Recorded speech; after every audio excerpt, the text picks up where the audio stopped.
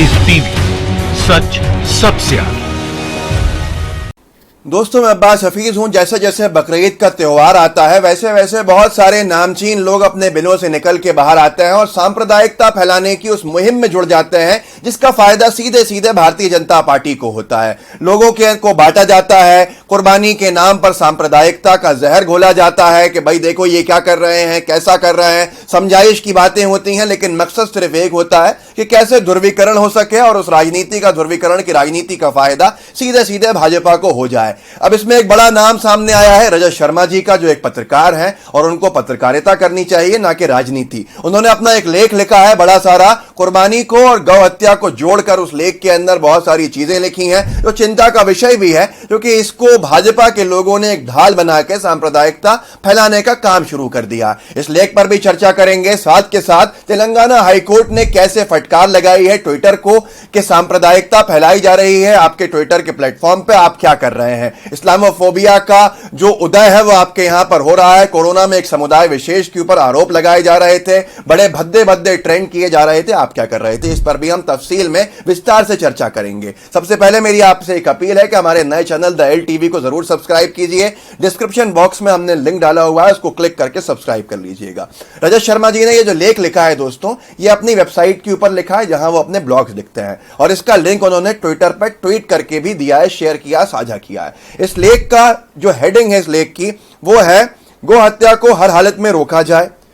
भाई गौ हत्या को हर हालत में रोका जाए, लेकिन आगे इसको धीरे धीरे इन्होंने डाइवर्ट कर दिया है कुर्बानी पर, बकरीद के ऊपर, और सीधा सीधा हिंदू मुस्लिम की बातें ये आगे इस लेख में करने लगे हैं। ऐसे ही समय पर इनका बड़ा जो है वो जागता है, इंसानियत कह लें, लेकिन आगे लोगों ने ट्विटर पे भी इनको बहुत कुछ कहा है, वो भी आपको सुनाऊंगा जिससे ये एक्सपोज होते हैं।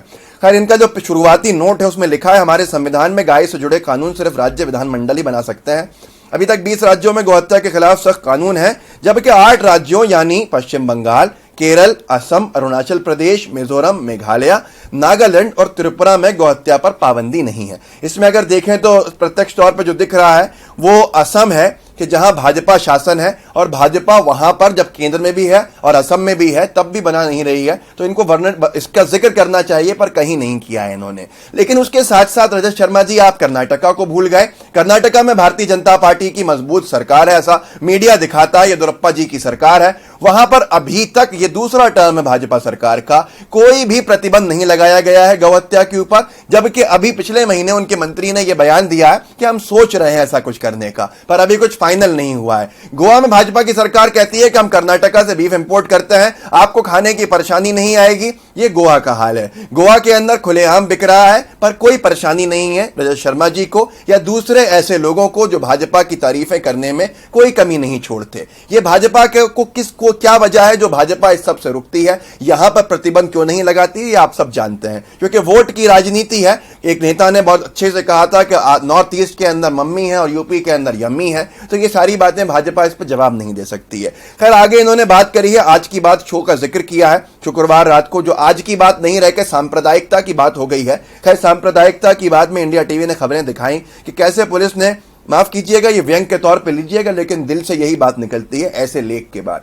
इन्होंने बताया कि उड़ीसा, महाराष्ट्र, तेलंगाना में तस्करों से गाय बरामद की, पुलिस ने रोका और वहां पर ये मुस्लिम नाम और ये सारी चीजें इस लेख में लिखी हैं, आप चाहें तो पढ़ लीजिएगा रजत जी की वेबसाइट के ऊपर जाके। खैर, आखिरी में रजत जी ने इसमें लिखा है कि भाई इन जगह पे गायें पकड़ी, बजरंग दल का जिक्र भी किया है, बजरंग दल ने एक्टिव होकर वहां पकड़ा। भाई राजनेता है या पत्रकार है ये समझना मुश्किल है। पत्रकारिता का धर्म निभाएं, निष्पक्ष रहें, सांप्रदायिक सौहार्द मतलब एकता, भाईचारा बनाएं, लोगों को बांटने की क्या जरूरत है। पीछे जाएंगे तो समझ में आएगा कि अरुण जेटली जी स्वर्गीय जो थे जो हैं उनकी साथ राजनीति एक बड़ी लंबे समय की है, छात्र राजनीति हमारे रजत शर्मा जी ने जो भाजपा की युवा इकाई से छात्र इकाई के साथ की है। लेकिन उन बातों को छोड़ दें, अब तो हमारे पत्रकार हैं, हम आपकी इज्जत करते हैं, सम्मान करते हैं। इसको आखिरी में खत्म किया है, खतरनाक कोरोना वायरस हिंदू मुस्लिम से किया ईसाई नहीं देखता, अपने हित के लिए मुस्लिम समुदाय बकरीद के दिन भीड़ में इकट्ठा होकर नहीं करे, ऐसा ना करे, इस बार तो कर लेंगे पर अगले बार नहीं कर पाएंगे, बकरीद नहीं मना पाएंगे, तो ये सारी चीजें पूरे समाज को मुसीबत में डाल देंगे,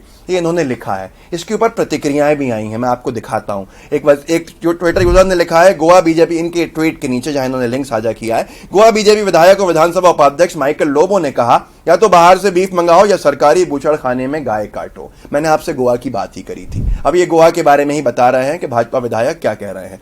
अब यहां पर अभी आप रुके रहिएगा, तेलंगाना हाईकोर्ट के बातें भी सुनकर आप चौंक जाएंगे कि उन्होंने कैसी खरी खरी सुनाई है ट्विटर को, ये सारे सांप्रदायिक जो ट्रेंड चला है भाजपा ने उसके लिए। पुणे प्रसूत वाजपेयी जी का एक फैन अकाउंट है, उन्होंने लिखा है, वो तो नहीं हो सकता क्योंकि तेरे पापा को सत्ता चाहिए और नॉर्थ ईस्ट और गोवा जैसे कई राज्यों में लोग बड़े चाव से खाते हैं। एक कंडीशन है, अगर गाय को राष्ट्रीय पशु का दर्जा दे दें तो रुक सकता है, लेकिन वो तेरे, उन्होंने लिखा है, बाप हम नहीं कहेंगे, उनके बूते का नहीं है।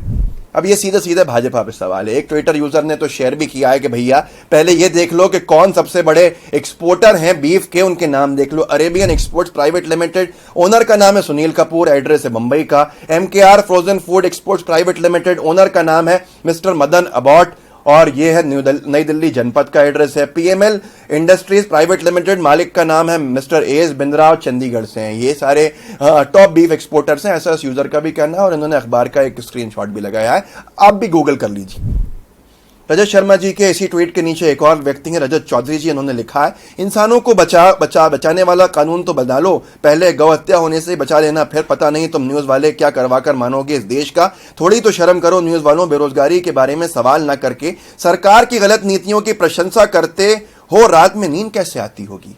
बड़ा वाजिब सवाल है रजत चौधरी जी का, मैं भी शुरुआत में यही कह रहा था। ऐसे एक सूरी वेदुला जी हैं, उन्होंने लिखा है, do you want to say other animals can die because they can't fetch votes for your party.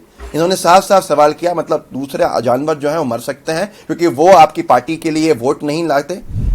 तो ये बहुत सारी चीजें जो आंखें खोलती हैं। प्रेम कुमार ने तो इनको याद दिला दिया, हमने आपको याद होगा एक वीडियो किया था लाइव टीवी के साथ ही, पानीपत में जो 80 गायों की मौत हो गई थी, चारा नहीं मिला था और खट्टर सरकार के ऊपर सीधा सीधा आरोप था। इन्होंने वही स्क्रीनशॉट लगाया है, पानीपत लॉकडाउन के दौरान गौशाला में भूख से 80 गायों की मौत, प्रशासन से नहीं मिल रही मदद। दोस्तों इस सब को सिर्फ राजनीति करने का आधार बना लिया गया है और हम सब आ जाते हैं एक दूसरे से लड़ने में भिड़ने में। भारत के अंदर अगर हम देखें तो सरकारी सर्वे ये कहता है कि 71% जो भारतीय हैं वो मांसाहारी हैं। अगर एक समुदाय विशेष की बात करें तो वो 16%, या ईसाइयों की बात करें तो 1%, सिख समाज की बात करें तो 1%, कुल अगर 20% भी लोग होंगे तो दूसरे समाज के होंगे। ये सारी बातें सामने हैं। 50% लोग कौन है, आप अपने आप से सवाल कर लीजिए। एक साथ रहते हैं, भाईचारे से रहते हैं, पर भाजपा जैसे जो पार्टी है इसको राजनीति करने का कैसे मौका मिल जाएगा। अगर सब एक हो जाएंगे तो उनको कौन वोट देगा। तो ये सांप्रदायिकता फैलाने का काम जो हो रहा है इससे बचना चाहिए। रजत जी, हमने आपके बारे में अभी आधी चीजें यहां दिखाई हैं। मेरी आपसे विनती है, निवेदन है कि आप इस तरह की चीजों से रुकें। आप एक बड़े पत्रकार हैं, आपकी एक साख है, आपको लोग मानते हैं। और साथ के साथ आपको याद होगा कि कैसे बांद्रा की भीड़ को इन्होंने मस्जिद से जोड़ दिया था, जो प्रवासी मजदूरों की भीड़ थी, फिर बाद में माफी भी मांगनी पड़ी थी और ऐसे कई चीजें इंडिया टीवी पे भी दिखाई गई थी। थूक के फैला रहे हैं, जो फर्जी खबरें निकली थी और सारी चीजें थी, मैं उस पर चर्चा नहीं करता। खैर ये खबर आप सुन लीजिए, तेलंगाना हाईकोर्ट ने फटकार लगाई है जमकर। किसको? ट्विटर को। सांप्रदायिकता फैल रही है भाई आपके प्लेटफॉर्म के ऊपर, भाजपा IT शैली फैला रहा है, उसी की वजह से लगाई होगी। आगे खबर पढ़ लीजिए, ट्विटर को अदालत की फटकार, इस्लामोफोबिया के ट्वीट डिलीट करना काफी नहीं। जजेस ने कहा है कि इस्लामोफोबिया के ट्वीट्स जो हैं आप सिर्फ डिलीट कर देना काफी नहीं है, कुछ ऐसा सिस्टम आना चाहिए भाई जिससे ये सब रुक सके।